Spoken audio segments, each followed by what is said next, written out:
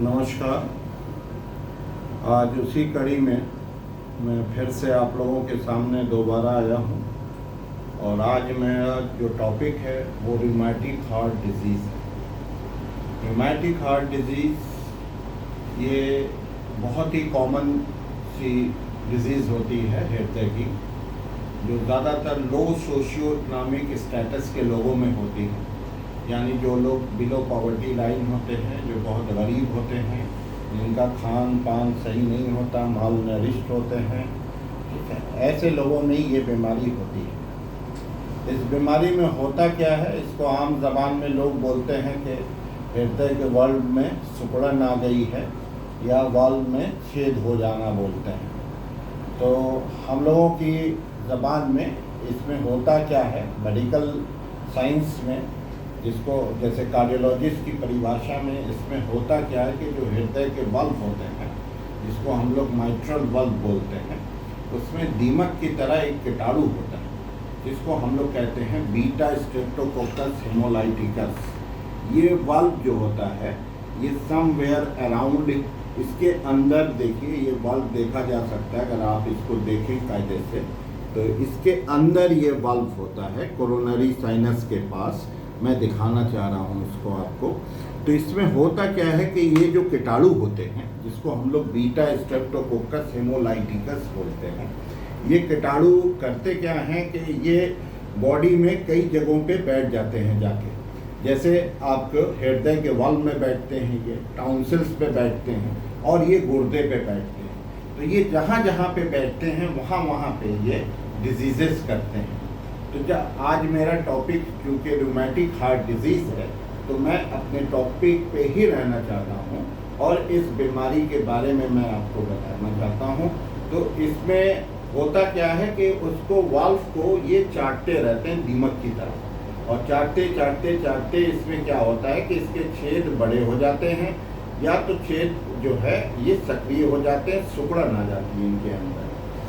तो ऐसी बीमारी के जो लक्षण होते हैं वो ये होते हैं कि मरीज़ के सांस फूलती है, मरीज़ कहता है कि हमको घबराहट या पैल्पिटेशन होता है, मरीज़ बोलता है कि हमारे छोटे जॉइंट्स वगैरह में सूजन आ रही है, छोटे जॉइंट से बड़े जॉइंट्स में जाते हैं, जैसे हाथों की उंगलियों के जॉइंट्स में होता है ना, उसके बाद फिर आपके घुटनों के जॉइंट्स फूल सकते हैं, उसमें सूजन आ सकती है, पैरों के जॉइंट्स में हो सकते हैं। तो इसमें इन प्रकार के लक्षण होते हैं। दूसरी चीज़ ये कि इसमें इसको हम लोग डायग्नोज कैसे करते हैं, तो इसमें बहुत सारे जोन्स क्राइटेरिया होते हैं, तो उसमें हम लोगों को देखना पड़ता है। जैसे ESR एक क्राइटेरिया होता है, ESR बड़ा रहता है, तो मगर ये ऐसी कोई बड़ी फाइंडिंग्स नहीं होती, क्योंकि ESR काफ़ी प्रेगनेंसी में भी बड़ा रहता है, इन्फेक्टिव डिजीज़ों में भी बड़ा रहता है। दूसरे हम लोग ASO टाइटर इसमें देखते हैं, ठीक है, इस ASO टाइटर इसमें बड़ा रह सकता है। तीसरी चीज़ इसमें हम लोग जो देखते हैं, इसमें आपके रूमेटॉइड फैक्टर वगैरह बड़ा रह सकता है, CRP बड़ा रह सकता है।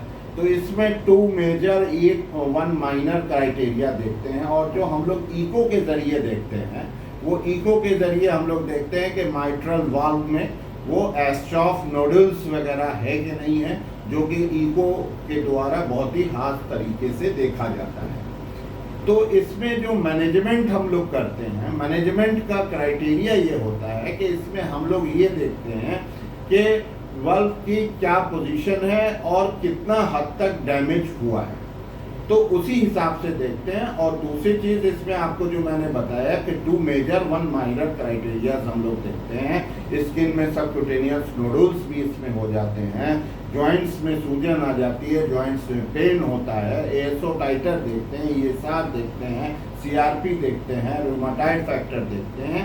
इन सारे उस पर हम लोग ट्रीटमेंट मोडेलिटीज़ तय करते हैं। अब ट्रीटमेंट मोडेलिटीज़ के बारे में ये है कि अगर ज़्यादा प्रॉब्लम है तो हम लोग उसमें 2 तरह की सर्जरी के लिए मरीज को एडवाइस करते हैं।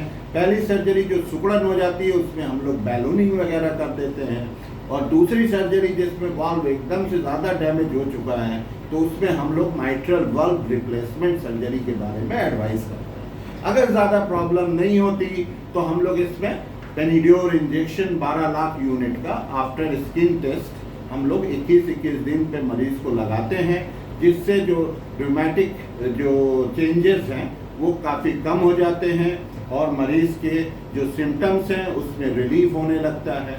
और दूसरी चीज़, अगर हार्ट इन्लार्जमेंट बहुत ज़्यादा हो गया है तो उसमें हम लोग लेनॉक्सिन और एसी इनहिबिटर्स वगैरह इस्तेमाल करते हैं।